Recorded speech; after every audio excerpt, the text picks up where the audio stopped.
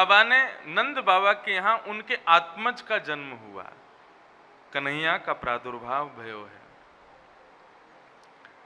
पूरे ब्रजमंडल में इतना आनंद मन रहा है, इतने आनंद की हिलोरें उठ रही हैं कि 6 महीने ठाकुर जी के जन्मोत्सव में कब व्यतीत हो गए किसी को पता नहीं चला। बंधुओं, दुख का समय बहुत कम हो तो भी बहुत ज्यादा लगता है, लेकिन सुख का समय बहुत हो तब भी लगता है कि कितनी जल्दी निकल गया। और सुख से भी ज्यादा आनंद का समय वो और तीव्र गति से ऐसा लगता है कि मानो निकल रहा हो। इस कथा को 5 दिन हो गए आज, लेकिन ऐसा लग रहा है कल ही शुरू हुई थी क्या। परसों ही हम लोग सब मिले थे, परसों ही तो आए थे महाराज जी, परसों से ही तो सब शुरू ही हुआ था। अब विश्राम 2 ही दिन की कथा बची, कल और परसों। तो ये सुख का आनंद का समय जो है ये बहुत जल्दी निकल जाता है। दुख का समय बहुत छोटा हो तो भी ऐसा लगता है ना जानो कितना धीरे घड़ी चल रही है, ऐसा अनुभव होता है। ठाकुर जी के जन्मोत्सव में सारे ब्रजवासी 6 महीने तक उत्सव मनाते रहे, लेकिन उनको पता ही नहीं चला कि अभी 6 महीने हो गए। जो जिसको देखता है उसी को देख करके उसके हाथ पकड़ करके उठा लेता है और नृत्य करने लग जाता है। बोले अरे भैया कहाँ भयो, काई को नृत्य कर रहे है? बोले तो को ना पतो? बोले ना पतो। बोले अरे नंद बाबा के लाला भयो है। जैसे ही वो अज्ञान अविज्ञ व्यक्ति जब सुनता कि नंद बाबा के लाला हुआ है तो वो भी नृत्य करने लगता। इसीलिए तो कहते हैं नंद घर आनंद भयो। आनंद किसे कहते हैं बंधुओं? जब हमारा हृदय बेवजह नृत्य करे, हमारा हृदय बेवजह गाए, हमारा हृदय बेवजह प्रसन्न रहे, उसको आनंद कहते हैं। और ये आनंद ठाकुर जी से सम्मिलित वस्तुओं में ही प्राप्त होता है। संसार के ना तो किसी संबंध में ना किसी भी प्रकार की व्यवस्था में ये सामर्थ्य है कि आपको बेवजह प्रसन्न कर सके। ये तो ठाकुर जी से सम्मिलित कोई लीला हो, ठाकुर जी से सम्मिलित कोई प्रसंग हो, उसमें बिना वजह के आनंद आता है, बिना वजह के खुशी होती है। कल यहां पर नंदोत्सव मनाया जा रहा था।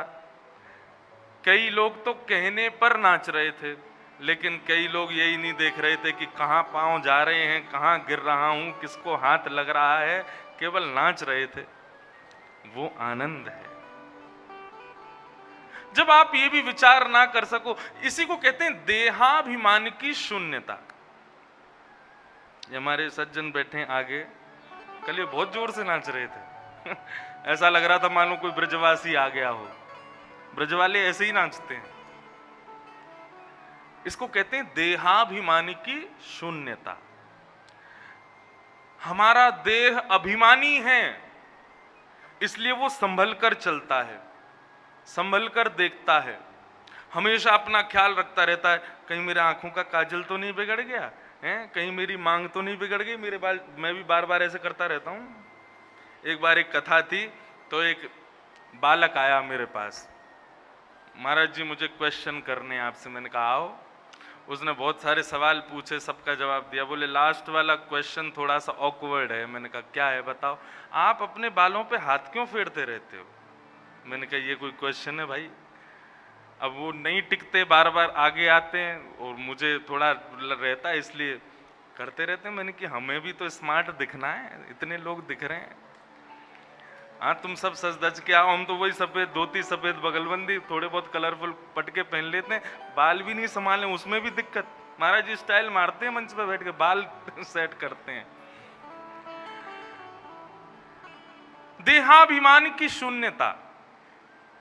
जब आपका देह अपनी व्यवस्थाएं भूल जाता है, अपने मुझे कहां संभलना है ये भी जब भूल जाए, ये तब होता है जब हृदय में आनंद होता है। कई बार होता है जब घर में किसी की शादी होती है, घर में बालक का जन्मदिन होता है, तब थोड़ा बहुत ऐसा होता है, माँ भूल जाती है, अरे मेरा चश्मा कहाँ है, चश्मा कहाँ है, चश्मा सिर पे ही लगा है। अरे तुमने चश्मा सिर पे ही तो रखा है। अरे मैं तो भूल ही गई थी। बहुत खुशी जब होती है तब ऐसा होता है, हमारा देह अभिमान भूल जाता है, हम शून्य हो जाते हैं। ठाकुर जी के उत्सव में भक्त को ऐसा ही होना चाहिए। वो ये विचार ना करे कि पीछे वाला क्या सोच रहा होगा, बगल वाला क्या सोच रहा होगा, मैं ठीक तो लग रहा हूँगा, मेरे कहीं मुखमंडल की आकृति तो नहीं बिगड़ रही होगी, लोग देखेंगे तो क्या कहेंगे। ये सब भाव यदि आ रहे हैं तो तुमने उत्सव मनाया ही नहीं है। उत्सव में तो सब भूल जाते हैं, ठाकुर जी बस याद रहते हैं। ऐसा ही उत्सव एक एक ब्रजवासी ऐसा ही हो गया वृंदावन में जब ठाकुर जी का जन्म हुआ। एक 95 की अम्मा आई, उसके एक भी दांत नहीं था मुंह में। पूज्य पिताजी सुनाते हैं, तो हमारे यहाँ जैसे आप क्या बोलते हैं क्या हुआ है, हमारी ब्रज भाषा में बोलते हैं कहा भयो है। तो उस मैया ने देखा कि महाराज ग्वाल बाल माखन मिश्री के गोला बना बना करके एक दूसरे पर फेंक रहे हैं। ऐसे ही आनंद बनता है ब्रज में। आपके यहाँ होली पर ऐसे गुलाल लगाते हैं, हमारे यहाँ जब तक ये छिल ना जाए तब तक गुलाल रगड़ते हैं। व्यक्ति की पहचान दूर हो जाए ऐसा उत्सव करते हैं हमारे ब्रज में। मैया ने पूछी कहाँ भयो है, तो जो माखन मिश्री के बड़े बड़े गोला बना करके एक दूसरे में मार रहे थे, तो जैसे वो 95 की अम्मा आई तो एक ब्रजवासी ने वो गोला बनाया माखन मिश्री को और तक करके जैसे ही मारो तो बिना दांत के वहां के मुंह में जाते गम से ही पेट में चलो गो, नॉन स्टॉप, रुका भी नहीं। अपनी जीभ से होटन को चाट करके मैया बोले अरे भैया कहाँ भयो है, काय को इतनी माखन मिश्री लुटाई जा रही है। एक छोटो सो ग्वाला आकर के बोलो मैया तेरो मुंह चीकनो हैगो, तेरो मुंह मीठो हैगो, तो ना पता चली कहाँ भयो। बोले अरे कहाँ भयो, बोले नंद बाबा के लाला भयो है। अब तो मैया नाचन लगी, जैसे ही वाने सुनी नंद बाबा के लाला भयो है। ए विधाता ऐसे लाला तो रोज ही होए करे हमारे ब्रज में, रोज ही आनंद होए करे। ऐसो उत्सव पूरे ब्रजमंडल में मन रहे हो है महाराज। और कहां तक बताएं कैसी कैसी स्थिति ब्रजवासियों की हो गई है।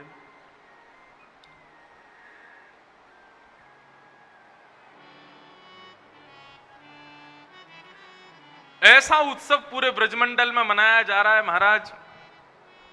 ढोल बज रहे हैं, नगाड़े बज रहे हैं, ढोलक बज रही हैं, तबला बज रहे हैं, मृदंग बज रहे हैं, मंजीरा बज रहे हैं। ये सब तो बजाने वाली वस्तु बज रही हैं, लेकिन जिसके हाथ में ढोलक तबला ये आदि कुछ नहीं पड़ते वो क्या करते हैं, वो एक दूसरे का सर बजा रहे हैं, कोई एक दूसरे की कमर बजा रहे हैं। ऐसे विचित्र विचित्र वाद्यों को बजा करके उत्सव मना रहे हैं और सब यही गा रहे हैं नंद घर आनंद भयो जय कन्हैया लाल की। पूरे ब्रजमंडल में आनंद हो रहा है। बंधुओं, तन पवित्र सेवा किए धन पवित्र कर दान, मन पवित्र हरि भजन सो होत त्रिविध कल्याण। उत्सव कैसा होना चाहिए, बहुत ध्यान से सुनना। जैसा आप लोगों ने आज देखा ऐसा होना चाहिए। सुबह जो यहाँ ज्येष्ठाभिषेक हुआ, वैसे तो लाल जी जहां विराज जाते हैं उनके बैठते ही उत्सव हो जाता है, उनके विराजमान होते ही उत्सव का रूप अपने आप हो जाए, वो स्वयं उत्सव हैं। लेकिन फिर भी उत्सव कैसा होना चाहिए, जैसा आपने देखा यहाँ पर देखो रात भर पूरा परिवार लगा रहा है इसको सजाने में, ठाकुर जी को कैसे सहजता हो, सरलता हो, किसी भी प्रकार की कोई दुविधा। जैसा मैंने बताया उससे लाख गुना ज्यादा अच्छा करके दिखाया, बहुत बढ़िया।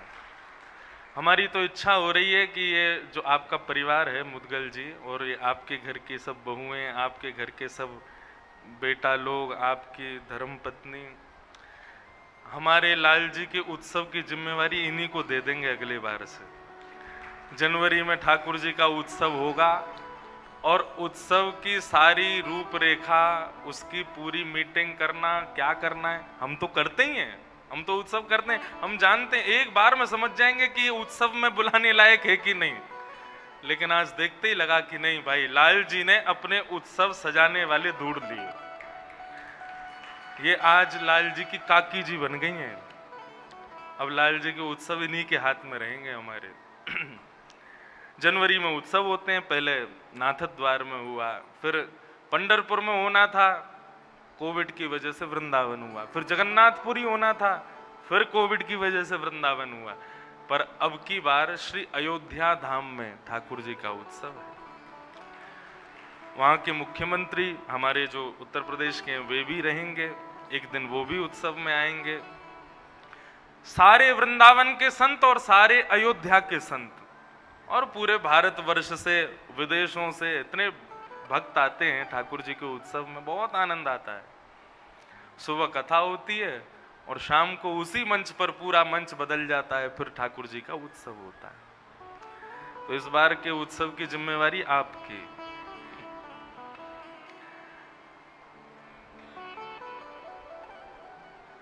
तीन चीजें होनी चाहिए उत्सव में। तन पवित्र, सेवा किए। सबसे पहली होनी चाहिए सेवा। सेवा भाव से जब उत्सव किया जाता है ना, तो उसमें यह नहीं विचार किया जाता अरे इसमें तो बहुत खर्चा हो जाएगा, अरे इसमें तो ऐसे हो जाएगा, अरे ये तो ये हो जाएगा। नहीं, जब सेवा भाव होता है तब आप ये नहीं देखते कि क्या खर्च हो रहा है, आप ये विचार करते हैं कि बस अच्छा होना चाहिए, चाहे कैसा भी हो। सेवा, उससे क्या होता है? तन पवित्र होता है, मानव का शरीर पवित्र होता है। तन पवित्र सेवा किए, धन पवित्र कर दान। धन की पवित्रता किसमें है? दान में है। और मन पवित्र हरि भजन सो। मन पवित्र होता है हरि का भजन करने से। होत त्रिविध कल्याण, ये तीन प्रकार के कल्याण बताए गए हैं। ऐसा ही उत्सव पूरे ब्रजमंडल में मन रहा है। ठाकुर जी 6 दिन के हो गए, छठी पूजने वाली थी ठाकुर जी की, तभी कंस के द्वारा भेजी गई एक राक्षसी वृंदावन आई जिसका नाम था पूतना। बहुत ध्यान से सुनना। देखो, अब ज्ञान और वैराग्य की कथा कल हो गई विराम, अब तो प्रेम की कथा चलेगी, अब तो बस भक्ति की कथा चलेगी। भाव से सुनो। पूतना वृंदावन आई। जब कल हम लोग सुन रहे थे कि योग माया ने प्रकट होकर के कंस को बताया कि तेरे शत्रु ने तो ब्रजमंडल में जन्म ले लिया, तभी कंस ने सारे राक्षसों की मीटिंग बुलाई और कहा कि मेरे शत्रु को खोजो। तब सबसे पहले आगे आई पूतना। बोले महाराज ये आज्ञा आप मुझे प्रदान करें, मैं जाती हूं, मैं ढूंढ के लाती हूं। कंस बोले इतना विकराल तुम्हारा स्वरूप, ऐसी कुरूपणी तुम देखने में, तुमको घरों में कौन जाने देगा? पूतना कहने लगी महाराज मैं राक्षसी हूं, रूप बदलना जानती हूं, आप तो केवल मुझे आज्ञा दीजिए, मैं जाती हूं, आपके शत्रु कृष्ण को लेकर के आऊंगी। कैसे लाऊंगी? बोले जितने भी बालकों ने ब्रजमंडल में जन्म लिया सबके घर में जाऊंगी और जाकर के अपने पयोधर में विष लगा करके उनको दुग्ध पान कराऊंगी। विष पीते ही बालक मर जाएंगे और उन्हीं बालकों में आपका शत्रु कृष्ण भी मर जाएगा। कंस बोले ठीक है। बहुत ध्यान से सुनना, पूतना की कथा हमें कुछ सिखाती है, कुछ नहीं बहुत कुछ सिखाती।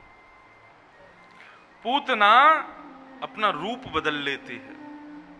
जहां उसको देखने में कंस को भी एक प्रकार से शर्म जैसी आती है, लज्जा जैसी होती है, आज वो पूतना इतनी सुंदरी बनकर के जा रही है। ऐसा स्वरूप उसने धारण किया कि जब वो कंस के सामने आई तो कंस भी उसको देख करके दीवाना हो गया। इतनी सुंदर सुंदर बनकर के पूतना गई, घर घर में जाती है। नए बालकों ने जिन्होंने जन्म लिया है 10 दिन के भीतर, उनको अपने पयोधर का पान कराती है गोद में खिलाने की भावना से, और विष लगे हुए पयोधर को पीते ही बालक के मुंह से झाग निकलने लगते हैं और मर जाता है। ब्रजमंडल के अधिकतर बालकों को पूतना ने मार दिया। जब पूतना वृंदावन पहुंची, गोकुल पहुंची, गोकुल में पूतना ने देखा आकाश में बादल रंग बिरंगे हो रहे हैं, इतने अबीर गुलाल उड़ाए जा रहे हैं कि बादलों का रंग बदल गया। समझ गई मेरे महाराज कंस का शत्रु, उसका जन्म यही हुआ होगा। गोकुल में जैसे ही आई, जैसे ही पूतना आगे बढ़ने लगी तो उसके चाल में भी जो उसके नूपुरों की ध्वनि थी ना, वो भी इतनी मधुर थी कि कृष्ण जन्मोत्सव मना रहे ब्रजवासी जब उस नूपुर की ध्वनि को सुनते हैं तो पीछे मुड़कर के देखते हैं, अरे कोई सुंदरी जा रही है। क्या समझे? ठाकुर जी के उत्सव में व्यस्त ब्रजवासियों को अपने सौंदर्य से, अपनी खूबसूरती से, अपने वस्त्रों से, अपने नूपुरों से उनके मन को जो ठाकुर जी के भजन में लगा है, ठाकुर जी के उत्सव में लगा है, वहां से हटा रही है, वही पूतना है। समझे कुछ? आप कथा सुन रहे हो और कथा के बीच में आपका फोन देखने का मन कर जाए तो फोन कोई पूतना समझना। जो ठाकुर जी से मिलने में, ठाकुर जी की भक्ति में, ठाकुर जी के प्रेम में जो विविधान दे, वो कोई भी क्यों ना हो, उसको पूतना ही मानना। अविद्या है पूतना। भगवत मिलन से दूर जो हमें करे वही पूतना है। सब ब्रजवासी पूतना के रूप को देखने लगे, अरे देखो कितनी सुंदर। गोपियां आपस में चर्चा करने लगी, बोले हमें तो लगे नंद बाबा को जो लाला है ना वो विष्णु है, और वहां को दर्शन करवे देखो साक्षात लक्ष्मी जा रही है, इतनी सुंदर। सब मोहित हो गए पूतना के स्वरूप पर।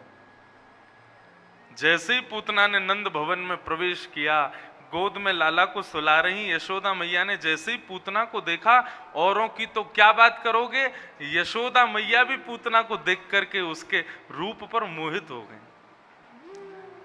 और पूतना की एक झलक देखते ही नेत्र बंद कर लिए यशोदा मैया ने और कहने लगी, हे विधाता, या तो तेने मेरो लाला पहले भेज दिया हो तो, या फिर ये जो सुंदरी आई है कछु साल बाद जन्म लेती तो अपने लाला को यही ते ब्याह करती मैं, इतनी सुंदर। हे विधाता कृपा करियो, ये जो सुंदरी आई है ना, या कि कोई छोरी हो तो बातें अपने लाला को ब्याह करूंगी। भगवान को जन्म देने वाली मां को भी मोहित कर लेती है विद्या। ये संसार की माया ऐसी है। संसार के भोग विलास सब पूतना का स्वरूप हैं। ठाकुर जी की भक्ति कर रहे हो, उसी समय कोई संसार की वस्तु दिख जाए और तुम्हारा मन यदि उसके प्रति आकृष्ट हो जाए, पूतना है, उससे बचो। कम से कम सुबह जब आप अपने ठाकुर जी के सन्मुख बैठते हो ना, उस समय तो फोन को मत रखो पास। उस समय संसार की किसी वस्तु को अपने आसपास मत आने दो। कितना भी जरूरी फोन आवे नहीं उठाना, अभी मेरे ठाकुर जी का समय है। क्योंकि जब आप ठाकुर जी के सन्मुख होते हैं, उस समय किसी अन्यत्र वस्तु पर आपका मन जाता है तो वो क्रिया ठाकुर जी करवाते हैं। ठाकुर जी कहते हैं, हाँ बड़ा सज धज के मेरे सामने बैठा है, इतने में ही तुम्हारा फोन बजने लगा, और तुमने यदि फोन की ओर देखा तो वो फोन बजा नहीं, ठाकुर जी ने बजवाया। वो चेक करते हैं कि मैं देखूं तो सही तुम्हारी भक्ति कितनी है। तुम वास्तव में मेरे सामने मुझको देखने बैठे हो या केवल अपने किसी स्वार्थ की सिद्धि के लिए बैठे हो? इन पूतनाओं से बचो। ये सब पूतना है जो भगवत विमुख करावे। यशोदा मैया प्रसन्न हो गई, आओ बहन, कौन हो, पहली बार देखा तुम्हें? पूतना बोली, मैं मिश्रानी हूं। मिश्रा जी तो कल दर्शन करके गए, मैं उनकी धर्म पत्नी हूं। मैं घर से बाहर नहीं जाती, लेकिन आपके लाला की हैवे की खुशी में आज आई हूं। आपके लाला को दर्शन कर लूं? यशोदा मैया बोली, हाँ हाँ क्यों नहीं। अच्छा, एक मानव का स्वभाव होता है, आप मेरी बात को मानेंगे, हम लोग व्यक्ति के स्वरूप और व्यक्ति के पहनावे से उस पर बहुत जल्दी भरोसा कर लेते हैं। इसका मतलब अभी हम कच्चे हैं। शास्त्र आज्ञा करते हैं, मानव कैसा है उसकी 3 हरकतें उसकी पहचान करा देती हैं कि वो कैसा है। कौन कौन सी? नेत्रम वक्त्रम विकारेण। पहली पहचान कराते हैं उसकी आंखें। यदि बहुत चंचल है, इतने में इधर देख लेता, उतने में उधर देख लेता, उतने में आंखें बिल्कुल बंदरों की तरह इधर उधर घूमती रहती हैं, तो मन उसका विचलित है, मन में कोई ना कोई उपद्रवी बैठा है। आंखों में गंभीरता होनी चाहिए, आंखों में धीरता होनी चाहिए। मानव की पहली पहचान कराते हैं उसकी आंखें, नेत्र, नेत्रम।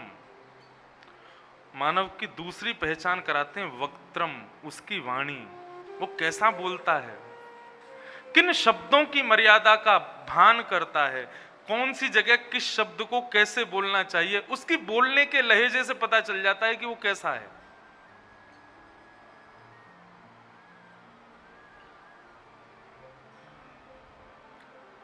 नेत्रम, वक्त्रम और तीसरा विकारेण। विकारेण मतलब हमारा शरीर के चाल कैसी, ढाल कैसी, बैठता कैसे है, सोता कैसे है, उठता कैसे है, मूवमेंट कैसे हैं। तो हमारे जो मूवमेंट्स हैं वो बता देते हैं कि मानव कैसा खान पान करता होगा, कैसे घर में रहता होगा, कैसे विचारधाराओं के बीच में रहता होगा। ये तीन चीज उसकी पहचान कराती। आगे से किसी को मिलो तो तीनों चीजों पर ध्यान देना, पहले तो आंख, दूसरी उसके शब्द और तीसरा फिर उसकी चाल ढाल। उसी से पहचान जाओगे कि आप आदमी कैसा है। नेत्रम वक्त्रम विकारेण।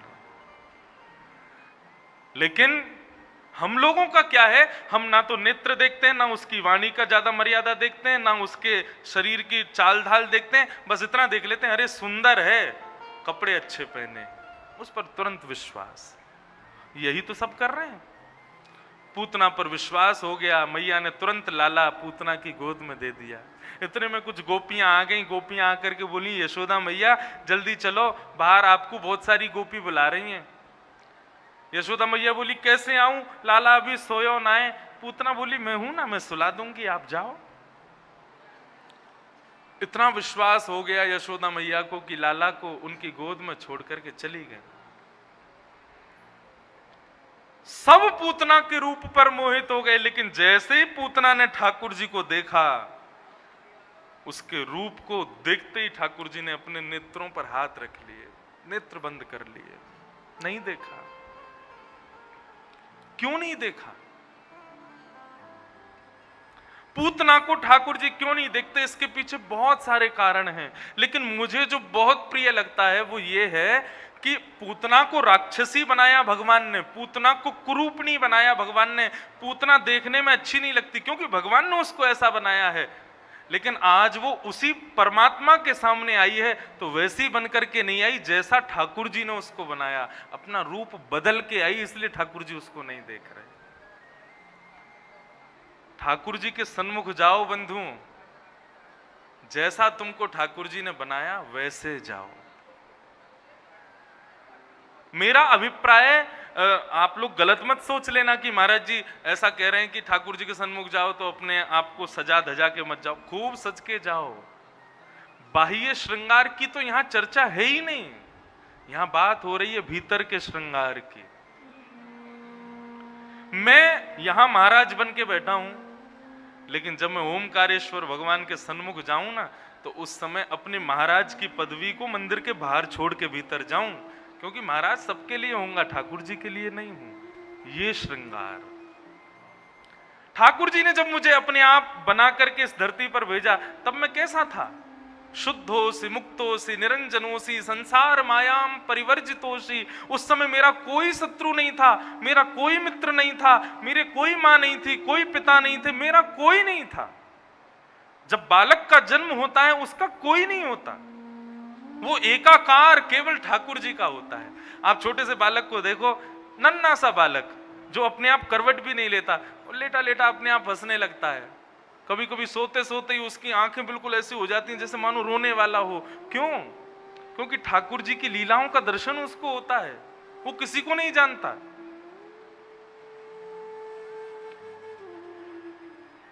जैसा वो बालक होता है ठाकुर जी के सामने वैसे जाओ, अबोध, ज्यादा चतुर बन के मत जाओ। मैं कौन हूं?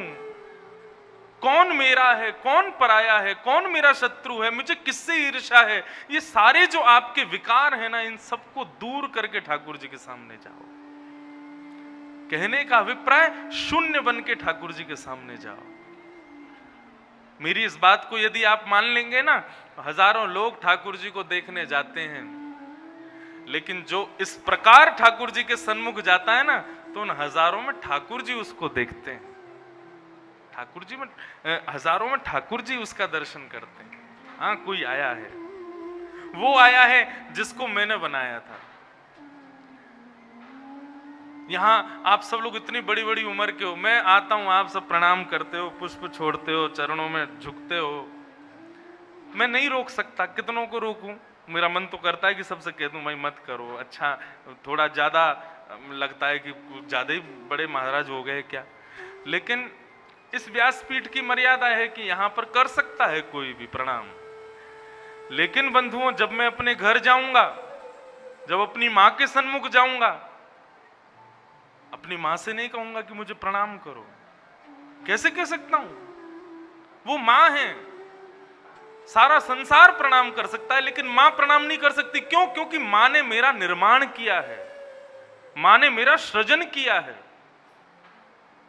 मैं विद्वान, मैं ज्ञानी आप लोगों के सामने हो सकता हूं, लेकिन मैं कई बार, मेरी मां कुछ कहती हो और मैं यदि अपना मत रखूं, मम्मी ऐसा नहीं, ऐसा कर दो, तू ज्यादा मत बोले, तुरंत मुंह बंद कर देती हैं। क्यों? क्या उनको नहीं दिखता कि इतनी कथाएं करता है, इतने लोग इसको सुनते हैं, कुछ तो जानता होगा? कितना भी हो, लेकिन उनके लिए वो शून्य ही रहेगा। वो नहीं मानती मेरी बात। कभी कभी मैं कुछ समझाऊं, मां ऐसे नहीं, ऐसे कर लो, ये नहीं, ऐसा होना चाहिए, तू चुप रहकर बात मत बनाए कर, मोह दो, वो आवे ना हमें समझावे को। यही शब्द होते हैं, मुंह धोना आता नहीं है, हमको समझाएगा। क्यों? क्योंकि वो मां है, उसने मेरा निर्माण किया, उसने मेरा सृजन किया। ऐसे ही बंधुओं ठाकुर जी, उन्होंने हमारा सृजन किया है, हमारा निर्माण किया है। हम कुछ भी हों संसार के लिए हैं, लेकिन ठाकुर जी के सन्मुख जब जाएं तब शून्य बन के जाएं। मैं कुछ नहीं हूं। पूतना की ये कथा हमको ये सिखाती है कि ठाकुर जी के सामने तुम यथावत देखो। ठाकुर जी वंशी बजाते हैं, वंशी क्यों बजाते हैं? तबला क्यों नहीं बजाते? वीणा क्यों नहीं बजाते? हारमोनियम क्यों नहीं बजाते? बाकी के इतने सुंदर सुंदर साज उनको नहीं बजाते, वंशी क्यों बजाते हैं? क्यों? वंशी पोली होती है, वंशी में छेद होते हैं, और अपने पोलेपन को, अपने छेद को वो ठाकुर जी के सामने प्रकट कर देती है। ये मेरे विकार हैं। छेद युक्त वस्तु श्रेष्ठ नहीं मानी जाती, लेकिन वंशी ने अपने छिद्रों को, मतलब अपने विकारों को ठाकुर जी के सामने प्रकट कर दिया। मैं ऐसी हूं, मेरे अंदर इतने छेद हैं। ठाकुर जी बोले रुक जा, अभी स्वर निकालता हूं। 6 उंगलियों से दबाया और जैसे प्राण पिरोए बाज उठी वंशी वृंदावन में। वंशी ये भी द्योतक है, ठाकुर जी अधर पर धारण करते हैं। क्यों? क्योंकि वो अपने विकारों को ठाकुर जी के सामने प्रस्तुत करती है, छुपाती नहीं है कि मैं पोली हूं। ऐसे हम स्वयं को छुपा करके ठाकुर जी के सन्मुख ना जाएं। जैसे हैं, हमारे अंदर जो अवगुण हैं हम संसार से छुपा लें, खुद से छुपा लें, लेकिन ठाकुर जी से कभी मत छुपाओ। उनके सामने यथावत बन के जाओ, तो ठाकुर जी तुमको देखेंगे। नहीं तो पूतना की तरह भगवान आंखों पर हाथ रख लेंगे। इसलिए ठाकुर जी ने नेत्र बंद किए। एक भाव बताते हैं, ठाकुर जी ने नेत्रबंद इसलिए किए, मन में शंकर जी का ध्यान करके बोले जय हो महाकाल बाबा। महाकाल बाबा प्रकट हो गए। बोलो प्रभु क्या बात है? बोले हम अभी 6 दिन के हुए हैं, दूध भी अच्छे से पिया नहीं, और ये मौसी हमको जहर पिलाने आ गई है। कहिए आज्ञा करो भगवान। बोले आप हमारे हृदय में आकर के बैठ जाओ, जैसे ही मौसी अपना पयोदर हमको देगी तो हम उसको पिएंगे, तो हमारे दूध में छन्नी लगा के विष आप पी जाना, दूध हम पी जाएंगे। आपको विष पीने का बड़ा अभ्यास है, इसलिए ठाकुर जी ने नेत्रबंद किए। ऐसे अनेक भाव बताए गए। लेकिन जैसे ही पूतना ने अपना पयोधर ठाकुर जी के मुख में दिया, ठाकुर जी ने उसके पयोधर पर लगे हुए पहले तो विष को पिया, फिर उसके दुग्ध को पिया, फिर दुग्ध पीते पीते पीते पीते उसके शरीर के रस तत्वों को पिया, उसके पुण्यों को पिया, उसके पापों को पिया, और पीते ही पीते ठाकुर जी ने दोनों अपने छोटी छोटी भुजाओं से पूतना के पयोधर को पकड़ करके जब कस के उसके प्राणों को पीना शुरू किया, प्राणी शमम रोष समन्वितो पिबत, जैसे ही प्राण पीने शुरू किए पूतना को घबराहट होने लगी। इतनी देर हो गई है, बालक मरता क्यों नहीं है? बालक, अरे लाला छोड़, अरे लाला छोड़। ठाकुर जी ने इतना कस के पकड़ लिया, पूतना पूरी ताकत लगा रही है, लेकिन ठाकुर जी छोड़ नहीं रहे हैं, उसके प्राणों को पी रहे हैं। अब देखो यहां पर एक बात आती है कि ठाकुर जी ने विष पिया, समझ आता है, ठाकुर जी ने दूध पिया, समझ आता है, रस तत्वों को पिया, मन रहा होगा ठाकुर जी का, लेकिन पुण्यों को पिया। पहली बात, ठाकुर जी पुण्य पी क्यों रहे हैं? और दूसरी बात, क्या पूतना ने भी कोई पुण्य किया था जो उसके पुण्यों को पी रहे हैं? अब एक बात मैं आपके सामने स्पष्ट कर दूं, कल प्रहलाद चरित्र में बहुत जल्दी निकल गया था, वहां पर भगवान नृसिंह प्रहलाद से एक बात कहते हैं, मेरी प्राप्ति मानव को कब होती है? जब उसके पाप और पुण्य दोनों शून्य हो जाते हैं। यदि पाप ज्यादा रह गए तो भी मैं नहीं मिलूंगा, और यदि पुण्य भी ज्यादा रह गए तो भी मेरी प्राप्ति नहीं होगी। क्यों? पाप और पुण्य ये नरक और स्वर्ग के द्वार खोलते हैं, वैकुंठ के द्वार नहीं खोलते। प्रहलाद ने पूछा, भगवान तो फिर पाप और पुण्य नष्ट कैसे होंगे? पापों को नष्ट किया जाता है ये तो हमने सुना, लेकिन पुण्य भी नष्ट करने पड़ते हैं। भगवान बोले, हाँ, मैंने शायद कल की कथा में या परसों बताया था कि पुण्य से स्वर्ग मिलता है। स्वर्ग एक होटल है, जितना पुण्य कमा के जाओगे उतने दिन स्वर्ग के द्वार खुलेंगे। ठाकुर जी प्रहलाद से कहते हैं, प्रहलाद, पाप कैसे नष्ट होते हैं? बोले, पाप नष्ट होते हैं परोपकार करने से, असहाय व्यक्ति की सहायता करने से, दूसरों की सेवा करने से आपके जो पाप होंगे वो सब नष्ट हो जाएंगे। अब यहाँ कथा चल रही है, कई जगह कथाएं होती हैं, बड़े बड़े पंडाल में जब होती हैं तो पता है श्रोता लोग क्या करते हैं, अपने आप अपनी व्यवस्थाएं अपने आप कोई ना कोई सेवा कथा में ले लेते हैं। एक श्रोता सेवा ले लेगा, मैं पंडाल में झाड़ू की सेवा लगाऊंगा। एक श्रोता सेवा ले लेता है, मैं दूर बाहर बैठूंगा, जितने श्रोता आएंगे सबकी चप्पलें संभालूंगा और यहीं बैठ के कथा सुनूंगा। कोई श्रोता सेवा ले लेता है, बोले इतने सारे श्रोता आ रहे हैं कथा सुनने, मैं कथा सुनता सुनता सबको जल पिलाऊंगा।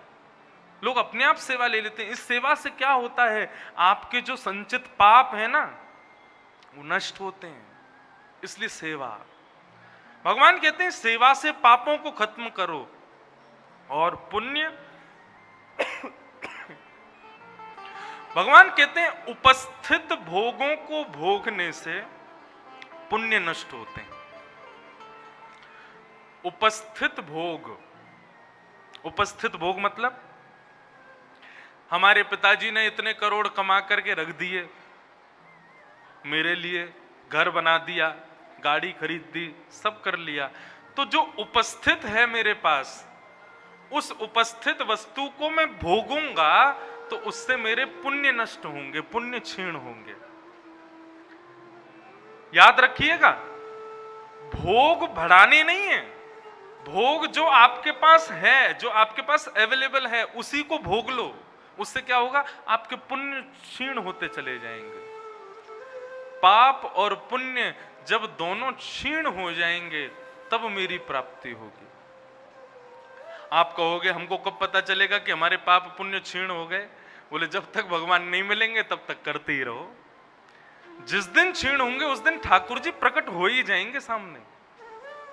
इसलिए आज से ही लग जाओ, सेवा से पापों को नष्ट करो, उपस्थित भोगों को यथावत भोगने से पुण्यों को नष्ट करो। जब दोनों शून्य होंगे उस समय ठाकुर जी अपने आप आपके सामने प्रकट हो जाएंगे। ठाकुर जी 3 प्रकार से प्रकट होते हैं। पहले प्रकट होते हैं स्वप्न में, ठाकुर जी प्रत्यक्ष बाद में मिलेंगे, पहले स्वप्न में मिलेंगे, किसी ना किसी रूप में स्वप्न में उनका आभास होगा। ठाकुर जी का दूसरा दर्शन जब स्वप्न में दिख जाए ना, प्रसन्न हो जाना, किसी को बताना मत, फिर नित्य स्वप्न में दर्शन करना।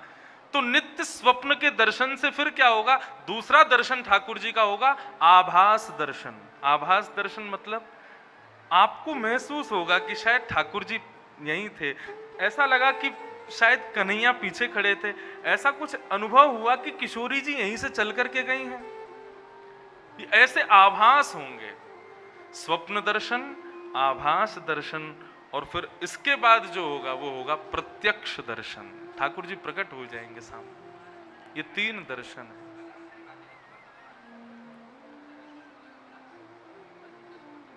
तो ठाकुर जी ने पूतना के पुण्यों को पिया। पुण्य और पाप ठाकुर जी क्यों पीते हैं ये मैंने बता दिया। अब बात आती है, क्या पूतना ने कोई पुण्य किया था? हाँ, जब व्यक्ति अपने घर से ठाकुर जी के दर्शन करने के लिए, ठाकुर जी की कथा सुनने के लिए, ठाकुर जी से किसी भी प्रकार मिलने की भावना से जब निकलता है ना, तो पग पग पर उसको अश्वमेध यज्ञ के फल प्राप्त होते हैं। पूतना भले ही भगवान को मारने जा रही है, लेकिन वो जब गोकुल की ओर बढ़ रही है ना, है तो गोकुल में ठाकुर जी ना, तो उसको पग पग पर ना जाने कितने अश्वमेध यज्ञों का फल प्राप्त हो रहा है।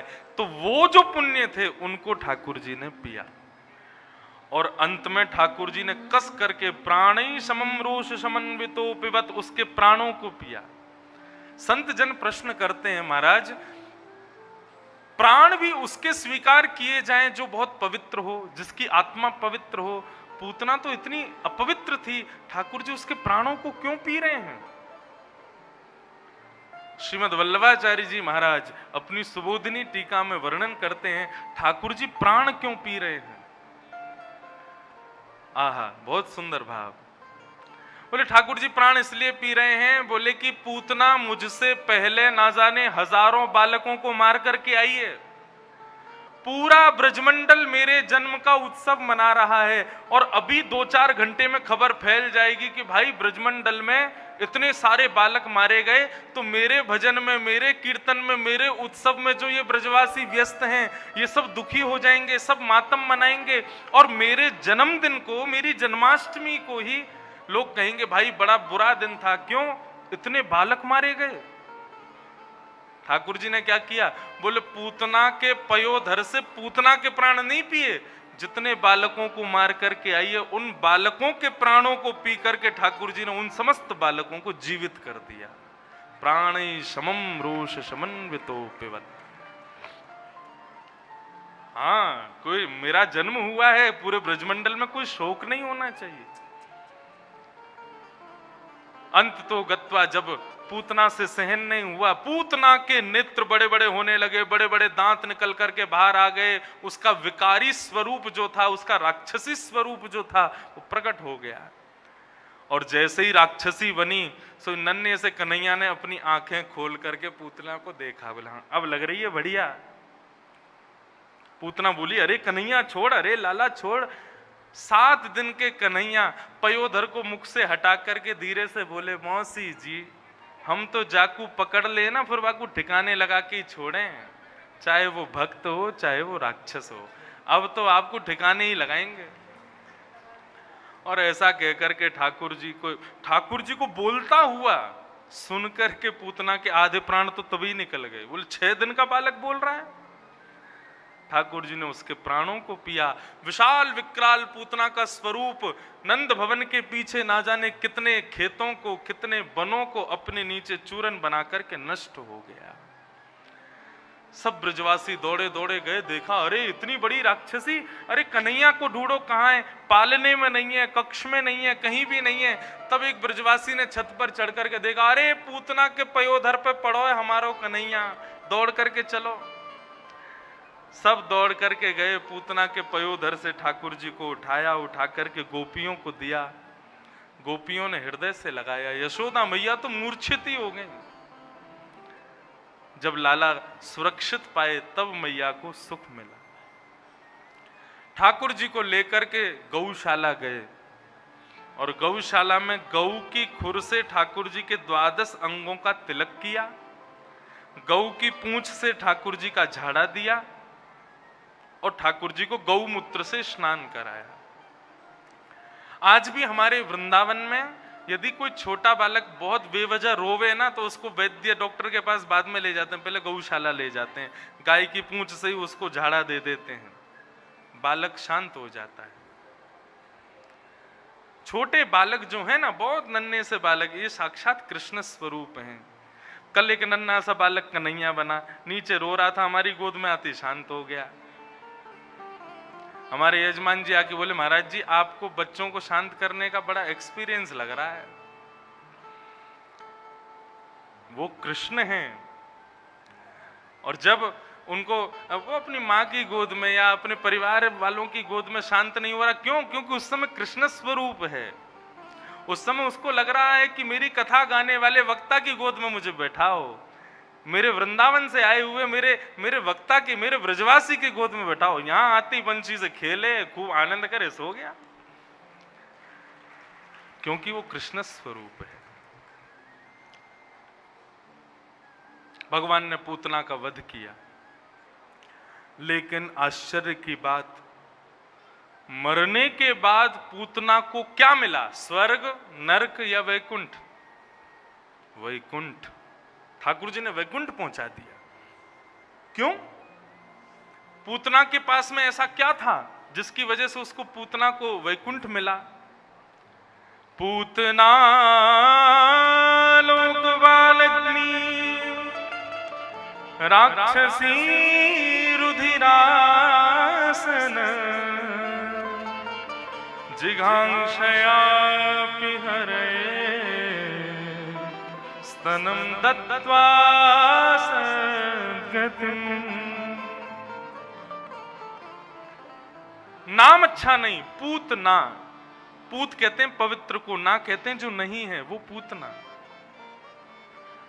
काम अच्छा नहीं, लोक बालग्नि, बालकों को मारती है, यही काम है उसका। जाति अच्छी नहीं, राक्षसी है। भोजन अच्छा नहीं, रुधिरासन, गरम गरम खून पीती है बच्चों का, ये उसका भोजन है। भगवान के पास आने का आशय अच्छा नहीं, मारने के लिए आई थी भगवान को, तब भी भगवान ने सद्गति प्रदान कर दी। स्तनम दत्त्वाम सद्गतिम। क्यों सद्गति दे दी? बोले क्योंकि ठाकुर जी से जब पूछा गया कि आपने पूतना को सद्गति क्यों दी, तो भगवान कहते हैं उसका नाम अच्छा नहीं, जाति अच्छी नहीं, काम अच्छा नहीं, भोजन अच्छा नहीं, सब मानता हूं, लेकिन वो जिस तरीके से मुझको मारने आई थी ना, वो तरीका मुझे बहुत अच्छा लगा। स्तनम दत्त्वा सद्गतिम। अरे कोई पयोधर पिला करके मारता है क्या?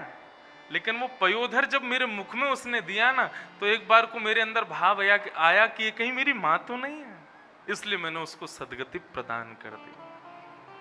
कितने दयालु हैं ठाकुर जी, कितने कृपालु हैं ठाकुर जी। केवल इतनी सी बात पर रीझ गए और रीझ करके उसको सद्गति प्रदान कर दी। ये ठाकुर जी की करुणा ही तो है, ये ठाकुर जी की दया है। हमारे ना जाने कौन सा गुण उनको प्रिय लग जाए, कुछ नहीं जानते। पूतना के इस भाव पर ठाकुर जी प्रसन्न हो गए और उसको सद्गति प्रदान कर दी। अब इन सब कथाओं को पढ़ने के बाद में मन में ऐसा भाव आता है, पूतना जैसी राक्षसी को सद्गति दे दी, हम इतनी कथा करते हैं, आप इतनी कथा सुनते हो, ठाकुर जी हमसे क्या गलती हो गई, हम पर क्यों कृपा नहीं करते? एक भाव मुझे बहुत प्रिय है, सब गाना मेरे साथ। सुना है तारे हैं तुमने लाखों, हमें जो तारो तो हम भी जाने। सुना है तारे हैं तुमने लाखों, हमें भी तारो तो हम भी जाने। सुना है तारे हैं तुमने लाखों, हमें जो तारो तो हम भी जाने।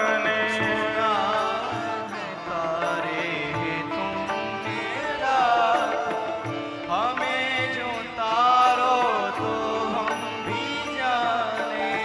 फंसी भंवर में हमारी नैया, फंसी भंवर में हमारी नैया, फंसी भंवर में हमारी नैया, फंसी भंवर में हमारी नैया, उतारो सागर से है कन्हैया, उतारो सागर से है कन्हैया, उतारो सागर से है कन्हैया, उतारो सागर से है कन्हैया, सहारे हम हैं तुम्हारे भगवन, सहारे हम हैं तुम्हारे भगवन, अगर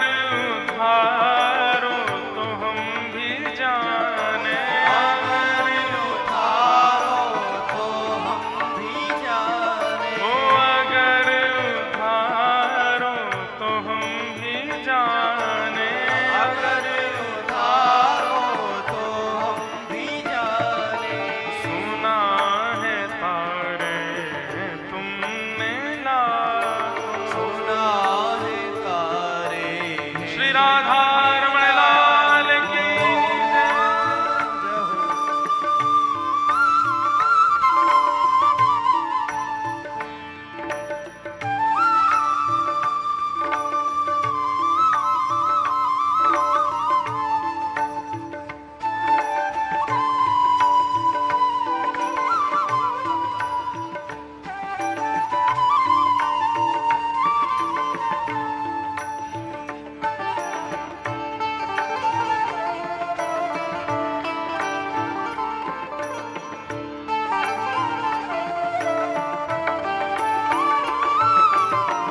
हरा अहिल्या का शाप तुमने, हरा अहिल्या का शाप तुमने, हरा अहिल्या का शाप तुमने, हरा अहिल्या का शाप तुमने, मिटाया शबरी का ताप तुमने, मिटाया सावरी का ताप तुमने, मिटाया शबरी का ताप तुमने, मिटाया सावरी का ताप तुमने, हमारे भी पाप ताप भगवन, हमारे भी पाप ताप भगवन, अगर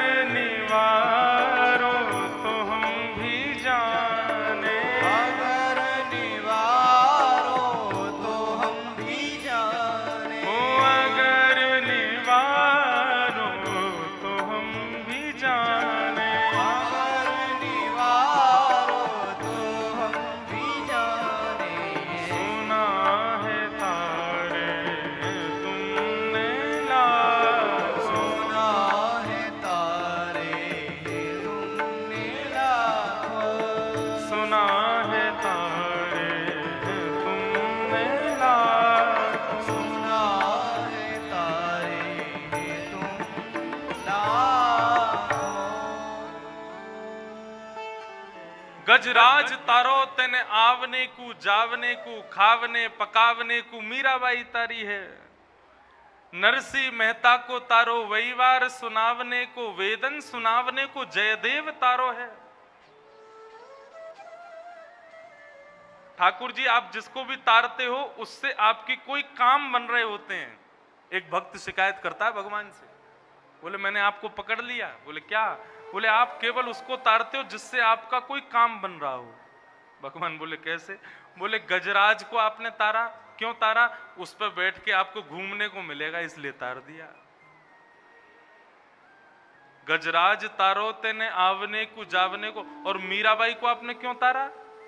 बोले क्यों? बोले मारवाड़ की हैं, मारवाड़ी हैं, राजस्थान के लोग बढ़िया बढ़िया भोजन बनाते हैं तो इसलिए आपने मीराबाई को तार दिया। मीराबाई को तारा किस लिए? बोले खावने पकावने को। वैकुंठ के रसोईया रूखी सूखी सब्जी बनाते होंगे, इसलिए मीराबाई तार दी आपने, ताकि बढ़िया वहां पर जो है बढ़िया बढ़िया सब्जी बनाएगी। नरसिंह मेहता को तारो वहीवार सवारने को। नरसिंह मेहता को क्यों तारा? बोले व्यापार आपका बहुत चल रहा है ना आजकल, बहुत लोग दान दक्षिणा करते हैं, उसको संभालने वाला कोई तो होना चाहिए, अकाउंटेंट, इसलिए आपने नरसिंह मेहता तार दिया। और वेदन सुनावने को जयदेव तारो है। जयदेव को क्यों तारा? बोले बढ़िया बढ़िया स्तुति बना के सुनाया करेगा। इन सब से आपका कोई ना कोई काम बनता है, लेकिन मैं आपके किसी काम का नहीं हूं। मुझे तारो मोहे तारो वा में आपकी भलाई है। मुझे तार के बताओ तो मैं जानूं कि आप तारणहार हो। मुझे तारो। आज श्री जगन्नाथ भगवान बीमार हो गए होंगे, अब 15 दिन के लिए ठाकुर जी को बुखार आ जाएगा, और वास्तव में ठाकुर जी का अंग पूरा गर्म हो जाता है, उनको केवल काढ़े का भोग लगता है। ठाकुर जी साल भर दाल भात खाते हैं, इतना दाल भात खाते हैं, इतना दाल भात खाते हैं, 15 दिन ठाकुर जी व्रत करते हैं, कुछ नहीं खाएंगे, केवल काढ़ा पिएंगे दिन रात, बुखार ठीक करेंगे अपना। इसके पीछे एक बड़ी अच्छी कथा है। जगन्नाथपुरी के एक भक्त थे, ठाकुर जी की निज सेवा में थे, अंदर गर्भगृह में सेवा करते थे। परंतु बंधुओं, कई बार हमारे जो पूर्व जन्म के कर्म होते हैं ना, वो कई बार हमको श्रेष्ठ भगवत भक्त होने के बाद भी भोगने पड़ जाते हैं। वैसे तो शास्त्रों में कितनी बार ऐसा बताया गया कि व्यक्ति जब ठाकुर जी का अनन्य भक्त हो जाता है, खूब कथाएं श्रवण करता है, संत जनों की चरण रज को अपने माथे से लगाता है, तो उसके पूर्व जन्म के भी यदि कोई पाप होंगे तो वो संचित कर्म सब नष्ट हो जाते हैं, लेकिन कई बार नहीं हो पाते। तो एक ठाकुर जी के परम भक्त थे, जगन्नाथ भगवान के नित्य सेवा करते थे। एक बार अपने पूर्व जन्म के किसी कारण से बहुत बीमार हो गए, अस्वस्थ हो गए, और अस्वस्थ भी कैसे हुए? पेट की बीमारी से। मतलब बार बार शौच के लिए उनको जाना पड़ता था।